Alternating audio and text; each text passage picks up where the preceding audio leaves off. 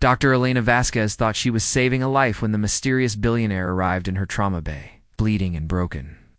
But when Damien Cross whispered her missing brother's name, she realized this wasn't a rescott. It was the beginning of a deadly game that would change everything.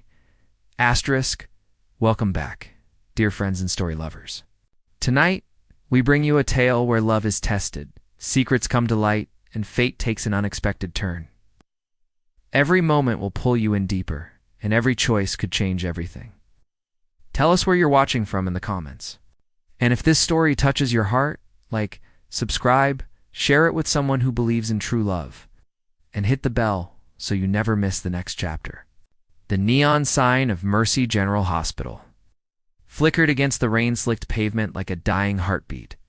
Dr. Elena Vasquez pressed, her back against the cold brick wall of the emergency entrance, her surgical scrubs soaked through from the October downpour. The cigarette between her trembling fingers had gone out minutes ago, but she couldn't bring herself to light another one. Not after what she'd just done. 3 milligrams instead of 0.3. Mistake echoed in her mind like a death sentence. Mrs. Chen, 74, grandmother of 6, had trusted her with her life during what should have been routine surgery. Elena had been working 36 hours straight, her vision blurred from exhaustion and the pills she'd been taking to stay focused. The pills that were supposed to help but were slowly destroying everything she touched. The hospital doors burst open, spilling harsh fluorescent light onto the wet concrete. Dr. Vasquez? A young nurse's voice cut through the storm. Oh, they need you in Trauma Bay 3, a multi-vehicle accident. Severe injuries? Get Dr. Morrison, Elena said without turning around. I can't. But the nurse was already gone, and Elena knew there was no Dr. Morrison tonight. There was only her, with her shaking hands and her deadly secret, and whoever was bleeding out on that table. She flicked the dead cigarette into the gutter and walked back through those doors, each step feeling like a betrayal of the oath she'd sworn to do no harm. Trauma Bay 3 was chaos. Blood on the floor, machines beeping frantically, and in the center of it all, a man who looked like he'd been carved from marble and then shattered. His expensive suit was torn and soaked crimson, but it was his eyes that stopped Elena cold, even through his pain, even as his life leaked out onto her table. Those gray eyes held an intelligence that seemed to see straight through her. What's his status? Elena snapped, falling into the rhythm that had saved hundreds of lives.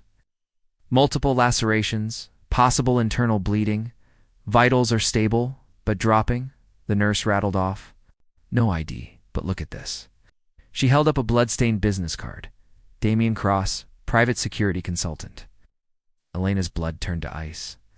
She'd heard that name whispered in the hospital corridors, always followed by warnings to stay away.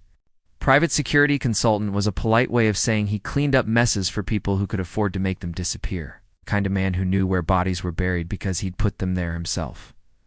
Doctor, the nurse's voice, seemed to come from far away. His pulse is dropping. Elena stared down at the man who could destroy her career, her freedom, her life. He lived long enough. The syringe in her hand felt impossibly heavy. One small adjustment to his IV drip. A slight miscalculation that could be explained by his injuries. No one would question it. Damien's eyes found hers, and for a moment, the chaos of the trauma bay faded away. He was dying. She could see it in the pallor of his skin, the way his breathing had become shallow and desperate. But those gray eyes were still sharp, still. Aware, please, he whispered, his voice barely audible above the machines. I know what you're thinking, but I have information about your brother. Elena's hand froze. Miguel had been missing for 3 months.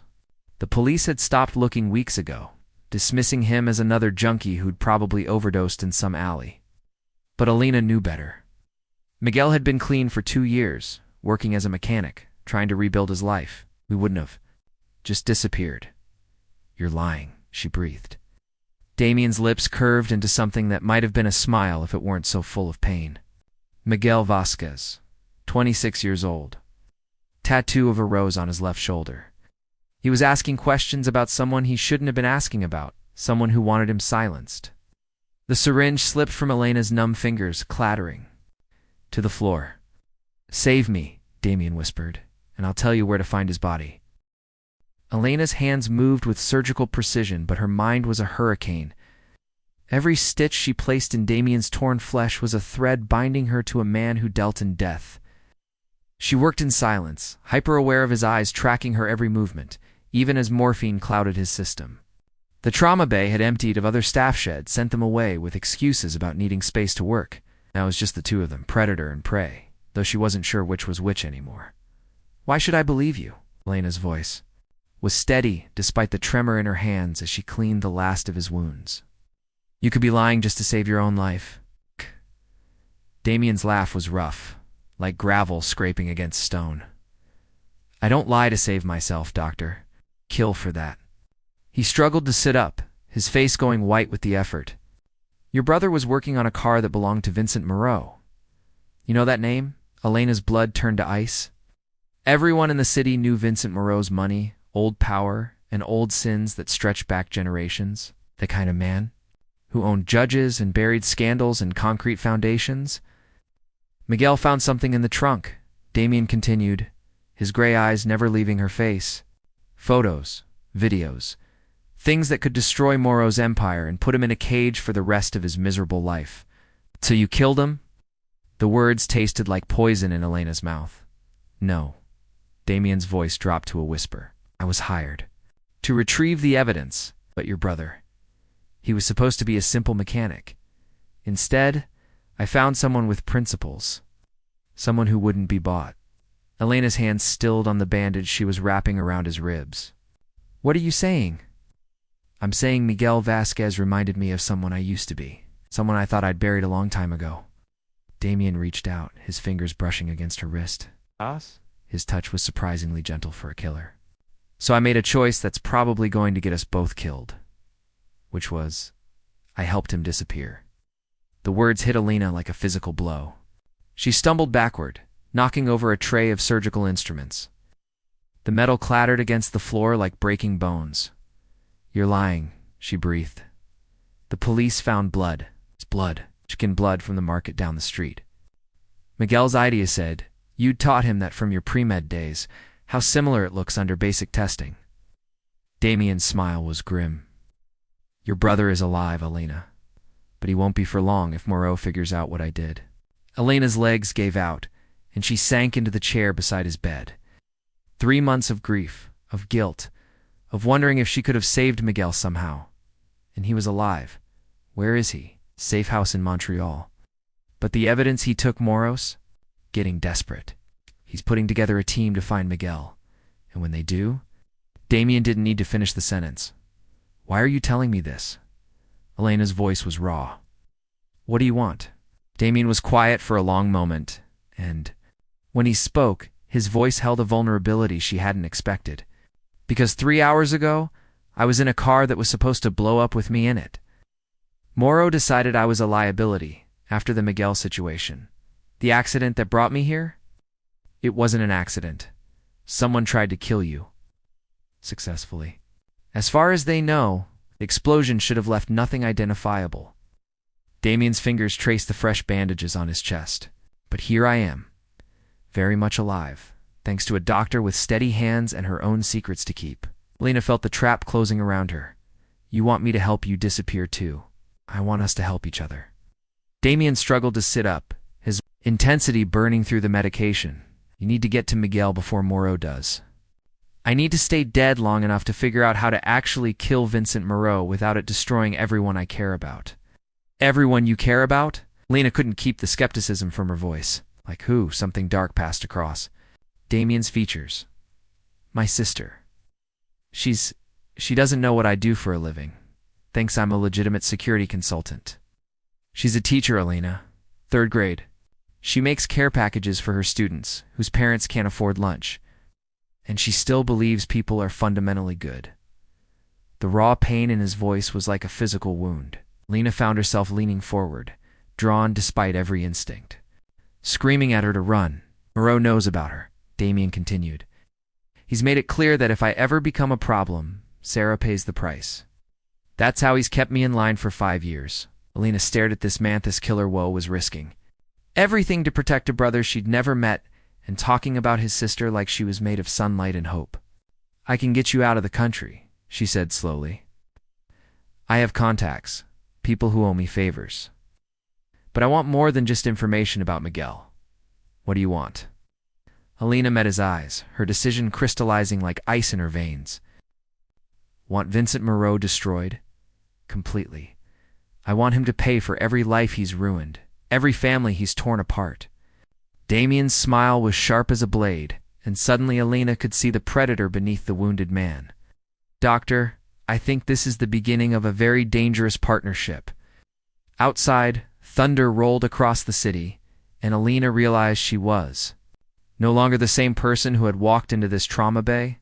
The woman who emerged would be capable of things she'd never imagined. Damien reached for her hand, his fingers intertwining with hers. "There's something else you should know," he said quietly, "about the pills you've been taking. The ones that made you nearly kill a patient tonight." Elena's heart stopped. "How do you?" "Because Vincent Moreau has been supplying them to you for months." The safe house Elena had secured was a forgotten apartment above a 24-hour laundromat in Brooklyn.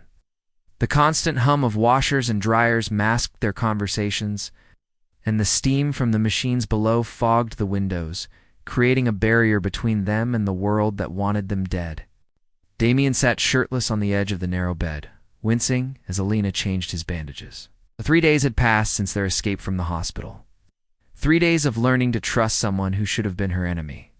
"Tell me about the pills," Elena said, her voice carefully controlled. She'd been clean for 18 hours now, and the withdrawal was making her hands shake. "Moreau owns half the pharmaceutical supply chain in the city," Damien replied, watching her face in the cracked mirror across from them. "He's been targeting doctors, lawyers, anyone in a position of power, gets them hooked, then uses their addiction to control them." Elena's laugh was bitter. "And here I thought I was just self-medicating to deal with the stress." The supplier Dr. Rashad Hishes, one of Moreau's assets, been feeding information about his patients for years. Damien caught her wrist as she reached for the medical tape. "Elena Moreau knows about Mrs. Chen, about your mistake during surgery." The room spun around her. "That's impossible. The only people who knew were the nurse who assisted you, Maria Santos. She's been reporting to Moreau for 2 years. Your drug use, your performance in surgery, every vulnerable moment." Damien's voice was gentle, but his words were daggers. "He was building a case against you, Elena.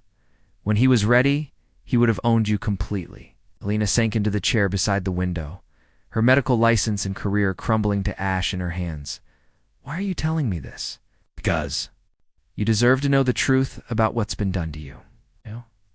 Damien stood, moving to kneel in front of her chair. His proximity sent an unwelcome jolt through her system. She'd been trying to ignore the way her body responded to his presence. "And because we're going to make him pay for all of it." Elena looked down at his upturned face, at the scars that mapped a history of violence across his chest and shoulders. "How do we fight someone who has that much power? We use what he taught us." Damien's smile was dark. "We become predators." The laptop Elena had stolen from the hospital contained more than just patient files. Buried in the encrypted folders were communications between Dr. Hayes and Maria Santos, detailing not just Elena's situation, but dozens of other doctors, judges, and city officials who had fallen into Moreau's web. "My God," Elena breathed, scrolling through the files. "He's been building an army of compromised professionals for years." Damien looked over her shoulder, his breath warm against her neck. "Look at this one." Elena clicked on a video file, and Vincent Moreau's cold face filled the screen. He was younger in the recording, maybe 5 years ago, but his eyes held the same reptilian calculation she'd seen in newspaper photos. "The beauty of addiction," Moreau was saying to someone off camera, "is that it makes people predictable. Desperate. A desperate person will do anything to keep their secret safe, even if it means destroying themselves in the process." Elena felt sick. "He's talking about me. About all of us, not just talking." Damien pointed to the timestamp. "This was recorded the day after Miguel found the evidence. Moreau was already planning how to use you if Miguel came forward." Elena's fingers trembled over the keyboard. "There's more." The next file was a dossier on Miguel, complete with photographs and detailed surveillance notes. But what made Elena's blood freeze was the final entry, dated just 1 week ago. Subject's sister, proving useful as leverage. Dr. Vasquez addiction progressing as planned. Recommend acceleration of timeline. Subject Miguel Vasquez to be eliminated within 72 hours. Damien Elena whispered. When did you say Miguel was at the safe house? 3 days ago. Why, his face went white as he read over her shoulder. It's son. Of a bitch. Elena was already reaching for her phone, but Damien caught her hand. If they have the safe house, they'll be monitoring all communications. We call that number, and we give away our location. But Miguel is either already dead or being used as bait to draw us out. Damien's voice was harsh with self-recrimination. I should have seen this coming. Moreau never lets anyone truly escape. Elena stared at the screen, at her brother's face smiling back at her from a surveillance photo taken outside his favorite coffee shop. We have to try to save him, Elena. Listen to me. Damien gripped her shoulders, forcing her to meet his eyes. This is exactly what Moreau wants. He's counting on your love for your brother to make you do something reckless. So, what are? You suggesting that we just let him die? I'm suggesting we be smart about this. Damien released her and began pacing the small room. Oh. Moreau's weakness is his ego. He doesn't just want to win, wants to be seen winning. If we can make him think he's already won, Elena watched him work through the problem, her mind racing. Along parallel tracks, a trap.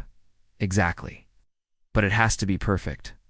One mistake, and we're all dead. Elena looked back at the laptop screen, at the evidence that could destroy Vincent Moreau's empire. Then she looked at Damien, this deadly man who had somehow become her lifeline in the storm. There's something I need to tell you, she said quietly. Damien stopped pacing. What? The reason I became addicted to those pills wasn't just the stress of work. Elena's voice was barely above a whisper. 5 years ago, I was engaged. His name was David, and he was a journalist investigating corruption in the mayor's office. Damien's expression grew very still. He died in what looked like a car accident, but David was a careful driver, and the accident happened on a road he'd driven 1,000 times. Elena met Damien's eyes. I started taking pills to cope with the grief, but also because I was afraid. Afraid that if I dug too deep into his death, I'd end up like him. Elena Vincent Moreau was the silent partner in 3 of the construction contracts David was investigating. Elena's laugh was hollow. I've been running from the man who killed the love of my life for 5 years, and I didn't even realize it. The room fell silent except for the hum of the washing machines below. Damien moved toward her slowly, like she was a wounded animal that might bolt. We're going to destroy him, he said softly. Not just for Miguel, for David, for Mrs. Chen. For everyone he's hurt, Elena nodded, tears she'd held back for 5 years finally spilling down her cheeks. How? Damien's phone buzzed with a text from an unknown number. He glanced at the screen, and his face went white. What is it, Elena? Asked. Damien turned the phone toward her. The message was simple. Dr. Vasquez, your brother wants to see you. Pier 47. Midnight. Come alone, or he dies. It's him, Elena breathed. No, Damien said, but Elena was already reaching for her coat. Elena, this is suicide. You walk into that trap, and you're dead. Maybe, Elena replied, checking her watch. It was 11:15 p.m., but I'm the only chance Miguel has. Then I'm going with you. Elena turned to face him, this man who had become so much more than an ally in just 3 days.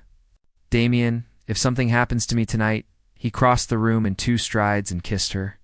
Fierce and desperate and full of everything they hadn't had time to say. When they broke apart, Elena could see her own fear reflected in his gray eyes. Nothing's going to happen to you, he said, because I won't let it. Pier 47 stretched into the Hudson River like a concrete finger pointing toward hell. The October wind cut through Elena's jacket as she walked toward the lone figure standing at the end of the dock. Her heartbeat thundered in her ears, drowning out the sound of water lapping against the pilings below. But it wasn't Miguel waiting for her. Vincent Moreau stood silhouetted against the city lights, his silver hair gleaming in the darkness. He was smaller than she'd expected, but there was something reptilian about his stillness that made her skin crawl. "Elena Vasquez," he said without turning around. "Do you know how long I've been looking forward to this conversation? Where's my brother?" Elena's voice carried across the water, steady despite the terror clawing at her chest. Moreau finally turned, and Elena saw that his pale blue eyes held no warmth, no humanity. They were the eyes of something that had forgotten how to feel. "Miguel is safe. For now." Moreau smiled, and it was like watching a snake prepare to strike. "The question is whether he stays that way. What do you want?" "What I've always wanted, Dr. Control." Moreau began walking toward her, his expensive shoes clicking against the wet concrete. "You have something that belongs to me. I want it back." Elena's hand moved to the flash drive in her pocket, the one containing all the evidence they'd gathered. "You mean the proof of what you've done? The people you've destroyed?" "I mean my property." Moreau stopped just out of arm's reach. "You see, Dr. Vasquez, everything you think you've discovered. Every revelation that made you feel so clever, it was all part of the plan." Elena felt the world tilt beneath her feet. "What are you talking about? The pills? Your addiction? Your brother's investigation? Even your dear friend, Mr. Cross?" Moreau's smile widened. "Did you really think it was coincidence that brought him to your trauma bay?" The words hit Elena like physical blows. "You're lying." Moreau pulled out his phone and played an audio recording. Damien's voice filled the cold night air. "The doctor is completely compromised.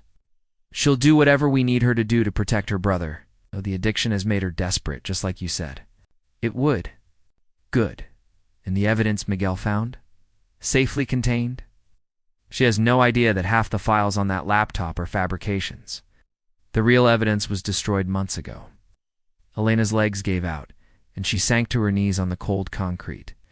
Everything Thea partnership, their growing intimacy. The hope that she might finally get justice for Dividal of it had been a lie. "You see, Dr. Damien Cross has been working for me for 7 years. His supposed conscience crisis over your brother? Theater, the attack on his car, staged to gain your trust." "Out!" Moreau crouched down beside her, his voice dropping to a whisper. "He's very good at what he does. The best I've ever employed at getting close to targets and making them believe they're falling in love." Elena couldn't breathe. The betrayal was so complete, so devastating that she felt something inside her chest simply break. "The question now," Moreau continued, "is what we do with you. You've served your purpose, helped us identify the other. Doctors and officials who might cause problems. Provided access to the hospital's systems. Even delivered yourself to me tonight. But keeping you alive seems incessantly risky." Elena forced herself to look up at him. "And Miguel, your brother, has been dead for 3 months, exactly as you suspected. The blood at his apartment was his, despite what Mr. Cross told you. We simply needed you to believe he was alive long enough to be useful." The final piece of her world crumbled away. Miguel was gone. David was gone. And the man she'd begun to trust, to care for, had orchestrated it all. "However," Moreau said, standing and straightening his coat, "I'm not without mercy. If you give me that flash drive and walk into the river behind you, I'll make sure your death looks like a suicide. Tragic doctor, overwhelmed by her addiction, and her brother's death takes her own life. Very clean. It's very believable." Elena reached into her pocket, her fingers closing around the drive. Around the fabricated evidence that Damien had fed her, designed to make her feel like she had power when she had none at all. But then she thought about Mrs. Chen, lying unconscious while Elena's drug-clouded judgment nearly killed her. How about Miguel, bleeding out alone while Moreau's people watched. About David dying in flames because he'd tried to expose the truth. "You made one mistake," Elena said quietly. Moreau raised an eyebrow. Elena smiled, and for the first time in days, it was genuine. "You assumed I came alone." The muzzle flash lit up the pier like lightning. what? Moreau spun around, clutching his shoulder, as Damien emerged from behind the shipping containers at the base of the dock. His face was grim, professional, and the gun in his hand was steady as stone. "Evening, Vincent," Damien said conversationally. "Did you miss me?" Moreau's face twisted with rage. Treacherous, actually. The treachery was all yours. Damien kept the gun trained on Moreau as he moved closer. Though, I'll admit you had me fooled for a while. The fabricated evidence was a nice touch. Elena stared at him, her mind reeling. But the recording was me talking to my FBI contact, Agent Morrison. We've been building a case against Moreau for 2 years. Damien's eyes never left Moreau's face. Every conversation, every order, every act of violence have been documenting all of it.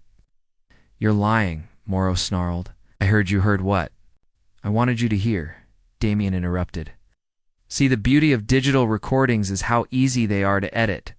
Take a few sentences out of context, splice them together, and suddenly, a conversation about building a case becomes a conversation about betrayal. Elena felt hope flicker back to life in her chest. Miguel is alive and well in Montreal, exactly where I said he was. Though he's probably going to be very pissed at me for using him as bait without telling him. Damien's smile was grim. The blood at his apartment came from the butcher shop downstairs. Cow blood this time, not chicken. Miguel's idea again. Moreau was backing toward the edge of the pier, his hand pressed against his wounded shoulder. This won't work. I have too many people in my pocket, too much influence. You'll never make it stick. Vincent, Damien said sadly, you really should have paid more attention to who was listening to your conversations. Red laser dots appeared on Moreau's chest as FBI agents emerged from positions all around the pier. Agent Morrison, a tall woman with steel-gray hair, walked up to them with her badge raised. Vincent Moreau, you're under arrest for conspiracy, drug trafficking, murder, and about 50 other charges I'm going to enjoy reading to you. As the agents closed in around Moreau, he looked back at Elena with pure hatred in his pale eyes. This isn't over, Doctor. Even if you destroy me, there are others. The system is bigger than one man. Elena met his gaze without flinching. Then we'll destroy them too. Elena was led away in handcuffs. Elena turned to face Damien. Adrenaline was fading now, leaving her shaky and uncertain. How much of what you told me was true? She asked quietly. Damien holstered his weapon and moved toward her slowly, like he was approaching something fragile. Everything that mattered. My sister is real, really is a teacher, and she really doesn't know what I do for a living. My feelings for you are real. The danger we're both in because of what happened tonight, it's real too. Elena studied his face in the harsh light from the FBI spotlights. And the pills? My addiction? Real. Moreau did target you, and Dr. Hayes was supplying the drugs. That part of our evidence wasn't fabricated. Damien's voice was gentle. Elena, you're going to need help getting clean. Real help, not just going cold turkey in a safe house. Elena nodded, feeling the weight of that truth settle over her. And David, my fiancé. Damien's expression grew dark. That's still under investigation. But based on what we found in Moreau's files tonight, I think you're going to get the answers you've been looking for. Agent Morrison approached them, her expression professional, but not unkind. Dr. Vasquez, we're going to need you to come in for debriefing. There will be questions, depositions, probably a grand jury testimony. Are you prepared for that? Elena looked out at the dark water of the Hudson, then back at the city skyline glittering beyond. Somewhere out there, Mrs. Chen was recovering from surgery. Somewhere out there, Miguel was waiting for news that it was safe to come home. And somewhere out there, other people were fighting battles they couldn't win alone. Yes, Elena said. I'm ready. 6 months later, Elena's hands were steady as she sutured the final incision on the 7-year-old boy's appendix.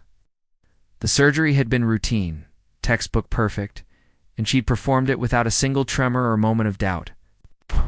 The pills were gone. Had been gone for 4 months now, thanks to a rehabilitation program that had taught her to find strength in honesty rather than chemical escape. Beautiful work, Dr. Vasquez, Dr. Sarah Chen said from across the table.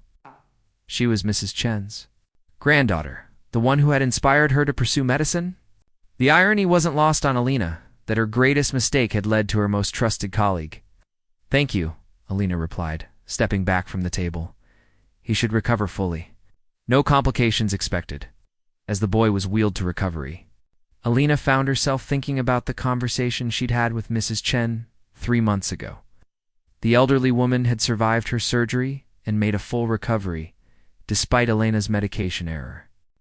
When Elena had visited her to apologize, to explain about the addiction that had nearly cost, Mrs. Chen, her lithe older woman, had simply taken her hand. "We all carry darkness, child," she'd said in her accented English. "The measure of a person isn't in never falling down. It's in how they choose to stand back up." Elena stripped off her surgical gloves and headed to the break room, where she knew Miguel would be waiting. Her brother had returned from Montreal 2 months ago.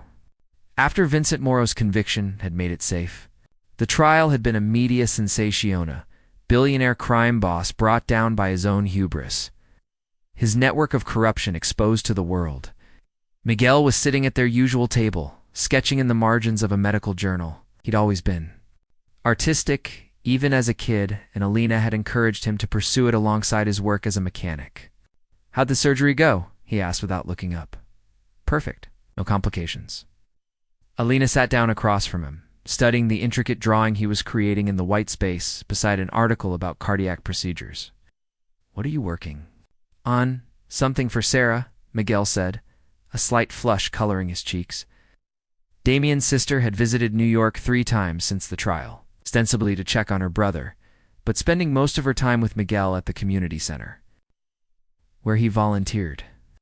"She's starting an art therapy program for her students. And I thought maybe you'd like to help," Elena finished with a smile. "Miguel, ask her out officially. A woman flew here from Chicago to see you." "It's complicated," Miguel protested, but his smile gave him away. "Everything's complicated," Elena said. That doesn't mean it's not worth it." The break room door opened, and Damien walked in, carrying 2 cups of coffee and looking tired. He'd testified at 17 different trials in the past 6 months, helping to dismantle the network of corruption that had grown around Moreau's empire. The work was taking its toll.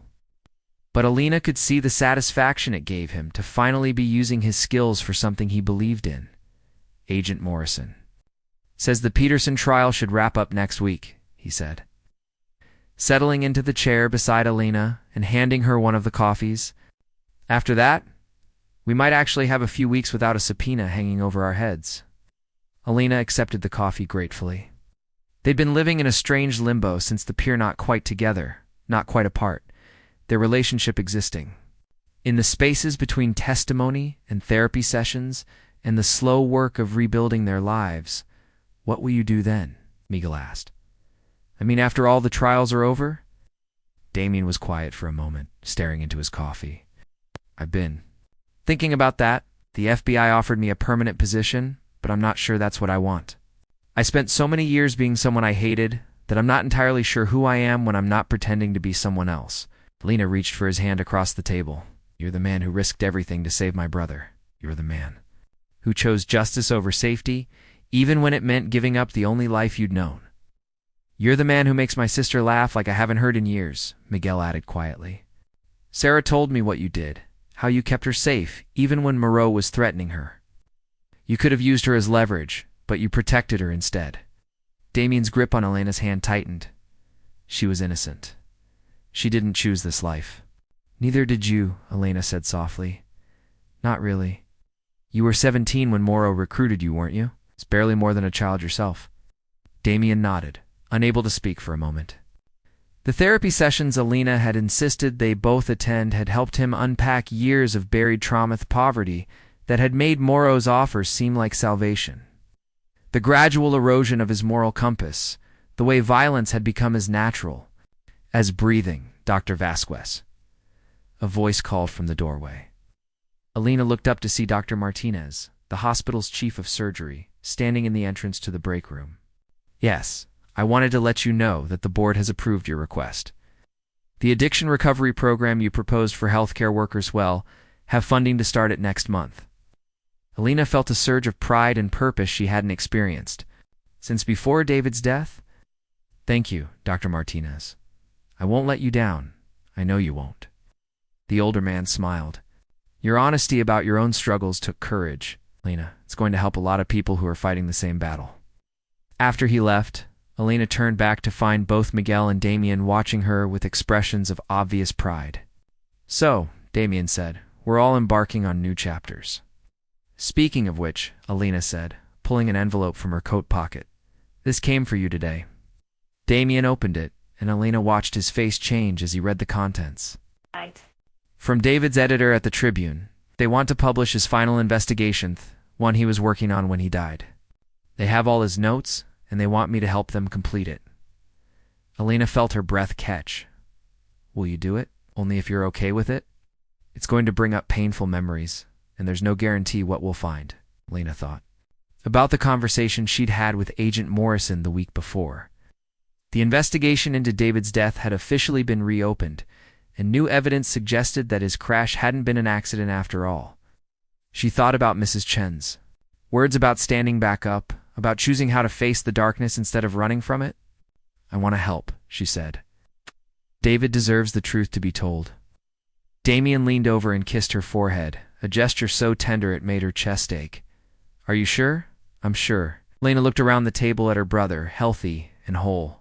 And falling in love with a teacher who believed in the fundamental goodness of people? At Damien, this complicated man who had chosen redemption over the easy path of continued corruption.